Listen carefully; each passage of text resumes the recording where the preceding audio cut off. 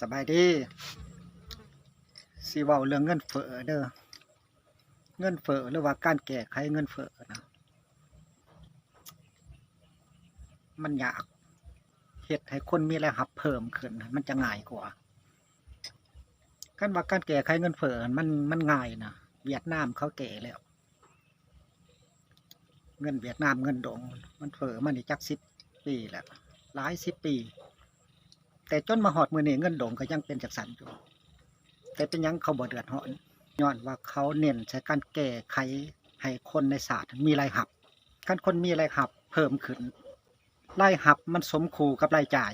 คนเขาก็บ่เดือดร้อนต่อให้มันเพ้อมันก็บ่ได้เดือดร้อนคันคนมีรายรับเพิ่มขึ้นบัดนี้การแก้ให้คนมีรายรับเขาก็จัดเป็นกลุ่มคนแก้แต่ละกลุ่มคนในวิธีการที่แตกต่างกันเช่นว่าบรรดามนุษย์เงินเดือนจังซี่เขาก็แก้โดยการขึ้นค่าแรงงานขึ้นเงินเดือนให้บรรดาเกษตรกรเขาก็แก้โดยการสอกหาตลาดจำหน่ายผลผลิตให้และบรรดา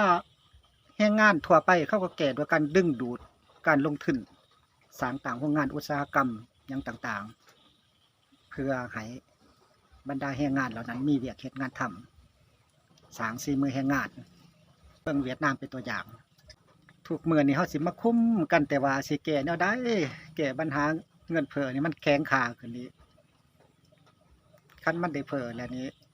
ยากที่สุดเว้นเสียแต่ว่าเฮามีค้ำในคลังสำรอง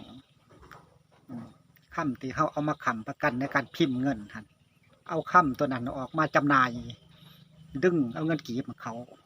าคืนเฮ็ดให้เงินกีบหั่นมันมีน้อยอยู่ในตลาด